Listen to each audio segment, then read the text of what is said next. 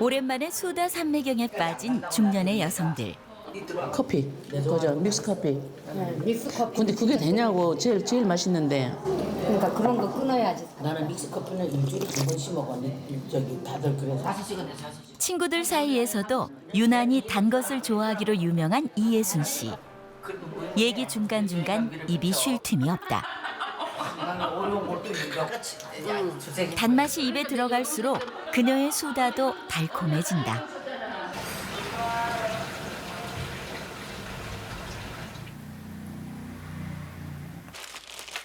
이거는 위장약, 이거는 혈압 고지혈, 이건 당뇨약. 나이만큼 점점 늘어만 가는 약들. 한 58세 그때부터 몸이 이렇게 무겁고 잘 붓더라고요.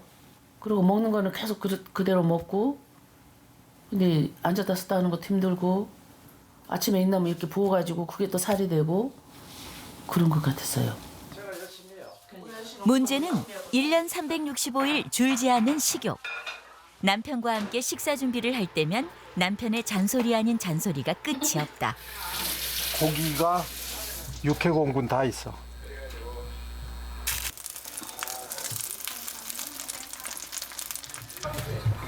부지런히 반찬을 만드는 아내와 달리 남편의 식사는 언제나 초간단.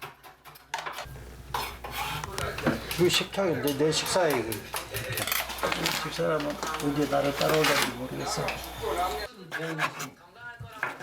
그렇다고 아무 노력도 안 하는 건 아니다. 그래서 이렇게 퍼서 놔둬요. 아 이렇게 근데 이렇게 하면 뭐 하나요? 간식을 안 먹어야지. 간소하게 먹어야 한다고 생각은 늘 하는데 식탁 위 풍경은 언제나 생각과 반대다. 양배추 좀 먹어. 나 양배추 이상은 안 먹게 돼. 양배추가 좋은 남편의 충고에 마지못해 채소를 집어드는 예순 씨. 건강관리에 투철한 남편이 부러울 때도 많지만 365일 입맛이 떨어질 날이 없으니 인생 가장 어려운 숙제가 식단 조절이다.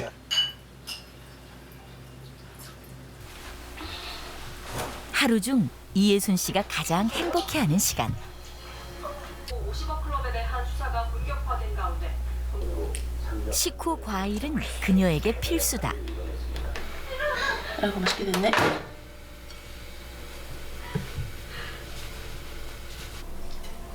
당도 높은 과일에 이어 이번엔 떡. 식사량이 부족했던 것일까? 배가 고파서 먹는 게 아니라 습관? 그 좀 이상해요 제가 생각해도. 배고파서 먹는 건 아니거든요.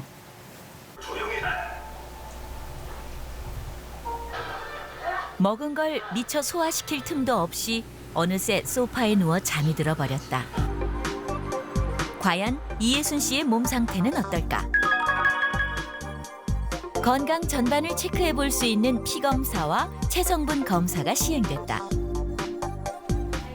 고혈압, 고지혈, 당뇨약을 이미 복용 중이었던 이예순 씨. 불행 중 다행으로 아직 약으로 통제가 되고 있었지만 문제는 체지방이었다. 우리가 비만도를 따질 때 키와 몸무게를 가지고 하는데요. 그걸 BMI라고 합니다. 그런데 BMI가 25가 넘어가면 비만이라고 하고 30이 넘어가면 고도 비만이라고 하는데 이분은 BMI가 33.2예요. 고도 비만이시고요. 체지방률이 몸의 43.7%가 지방이에요. 지방으로만 23kg를 빼야 되는 거예요. 지금 이 상태에서 습관을 안 고치시면 고혈압, 당뇨, 고지혈증이 조절이 안 되겠죠. 자, 아까 그럼 적으세요. 1번, 건강 노트를 만든다. 건강 노트는 건강에 대한 거 아니면 내 일상생활을 다 적어도 돼요. 그래요? 건강에 대한 거가 위주예요. 건강 노트를 만든다. 밀가루, 떡은 가능한 한 적게. 매일 먹었으면 뭐 일주일에 3번. 단백질. 거의 하루에 한 잔씩 먹거든요. 네네. 한 잔 갖고는 좀 부족하죠. 단백질은 사실은 내 몸무게 1kg당 1g을 먹어야 되는데 이예순 씨를 위해 맞춤형 식습관 처방에 이어 생활 속 근력 운동을 처방하는 김선신 교수. 앉아보세요. 그렇지. 안 되면 앉아요. 그리고 힘주고 다시 일어나요. 그럼 일어날 때 여기 힘 들어가요. 넓적다리. 그것도 근육 운동이에요. 습관의 변화는 한순간에 안 와요. 이거 될 때까지예요.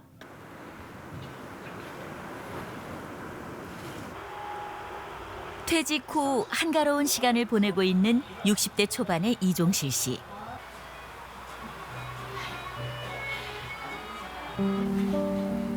젊었을 때부터 마라톤을 즐겨 할 정도로 건강에 자신이 있었던 그였지만 한 달 전부터 시작된 어깨 통증과 손저림 증상으로 고통스러운 시간을 보내고 있다.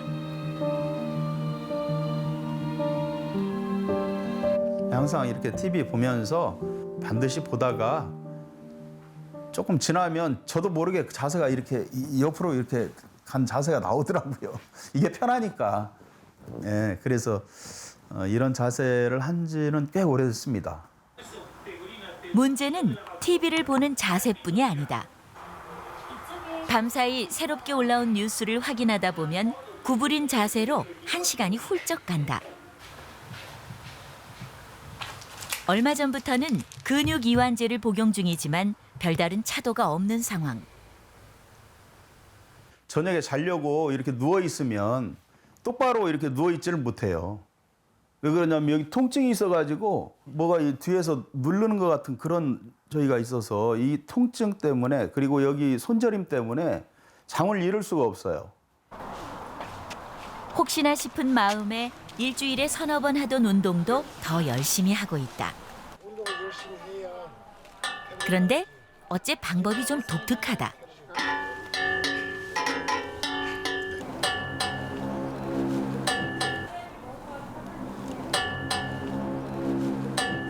글쎄요, 그건 뭐 특별히 배운 건 없습니다. 다른 분들도 보니까 그렇게 하시는 분들이 있어서 그분들 따라서 이제 하는 것뿐이고요. 어깨 통증과 손저림 증상으로 고생 중인 이종실 씨의 몸 상태와 고통의 원인은 무엇일까?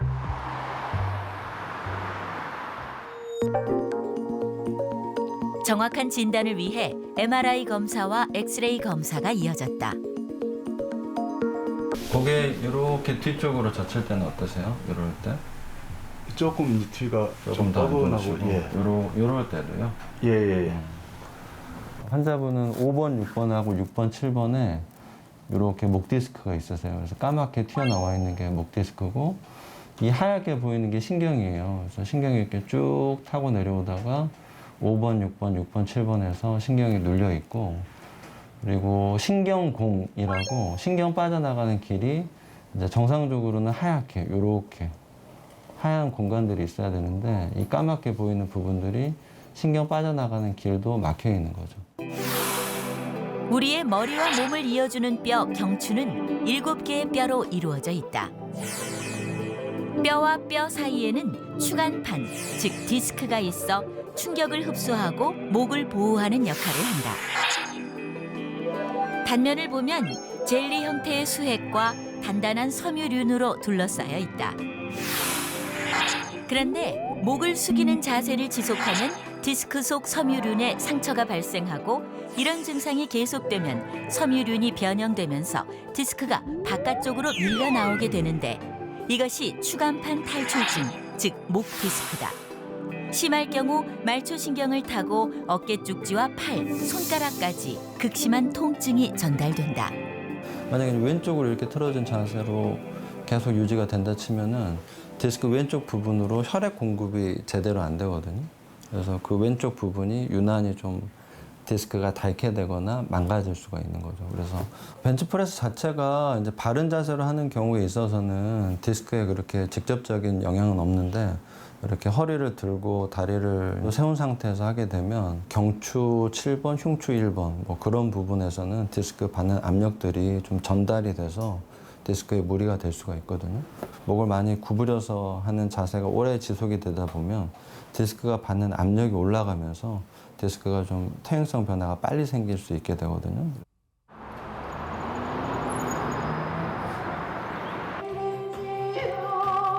음악방송 공개 녹화가 한창인 곳.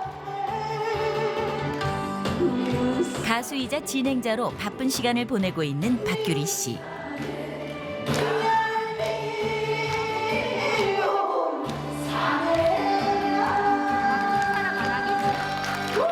맛깔난 노래 실력에 관객들 반응이 뜨겁다. 창법이 다 같을까요, 다를까요? 달라요. 아팠던 모습이라고는 찾아볼 수 없을 정도로 에너지 넘치는 모습. 가서 기분을 좋게 하지만 하면 그녀에게도 삶의 중대한 고비가 있었다. 들어봐. 살이 안 빠져요. 대학 강의에 노래 공연에 예술단 운영은 물론 개인 수업까지 1인 4역, 아니 1인 5역을 하며 앞만 보고 달렸던 30대에 날벼락 같은 일이 닥쳤다. 강의를 끝내고 굉장히 심한 두통이 오더라고요. 근데 그게 어느 정도였냐면 정말 천둥 번개가 치는 듯한 수박이 그냥 이게 쫙 하고 잘라지는 느낌? 네, 갈라지는 느낌. 그런 두통이 오더라고요.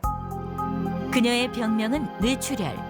자칫하면 목숨을 잃을 뻔했다. 뇌혈관 이상으로 발생하는 뇌졸중은 뇌경색과 뇌출혈로 나뉜다. 뇌경색은 혈전 때문에 뇌혈관이 막히는 병으로 뇌조직이 괴사하고 몸의 마비나 언어장애 같은 이상 증상이 동반된다. 뇌출혈은 뇌혈관의 약한 부분이 터지는 병으로 몸의 마비는 물론 생명까지 이를 수 있는 무서운 질병이다. 저희가 이제 인터스트로크라는 연구가 있는데 거기서 보시면 전 세계적 여러 국가에서 많은 뇌졸중 환자들을 위험도를 이제 평가한 연구인데요. 거기서 보시면 사회적인 혹은 정신적인 어떤 스트레스가 뇌졸중을 유발하는 것으로 알려져 있고 그런 것들은 이제 고혈압, 당뇨, 고지혈증과 같은 다른 혈관 위험 인자와 마찬가지로 뇌졸중을 유발하는 데 독립된 인자로 이제 보고가 된 바가 있습니다. 뇌출혈을 겪은 이후 생활 습관과 삶의 태도가 180도 바뀌었다는 박규리 씨. 이제 휴식은 그녀에게 필수가 됐다. 제가 일을 하다가도 너무 피곤하거나 하면 그냥 잡니다. 저는 아픈 이후에 생각부터 행동까지 모두 달라진 것 같아요. 생각은 어떻게 바뀌었냐면 욕심을 버리자. 내가 죽고 나면 아무리 그 큰 나의 욕심도 아무 가치가 없다라는 걸 깨달았어요. 생활습관병이란 나쁜 생활습관으로 인해 유발되는 질병으로 고혈압을 비롯한 혈관성 질환은 물론 비염증성 질환 대부분이 포함된다. 이제까지 기존의 전통의학은 사실 생활 습관으로 인해서 나타나는 그 결과, 바로 그게 이제 질병인 거죠. 그래서 그 질병이라는 문제만 다루었지 거기에 어떤 그 뿌리 원인 역할을 해주는 생활 습관을 다루지를 못했죠. 그러나 이제 계속 반복되는 그런 그 치료, 이제는 뿌리 원인 차원에서 접근을 해야 되고 근본적인 그런 그 치료가 필요하다 해서 생활 습관을 다루는 의학이 출현하게 되었죠.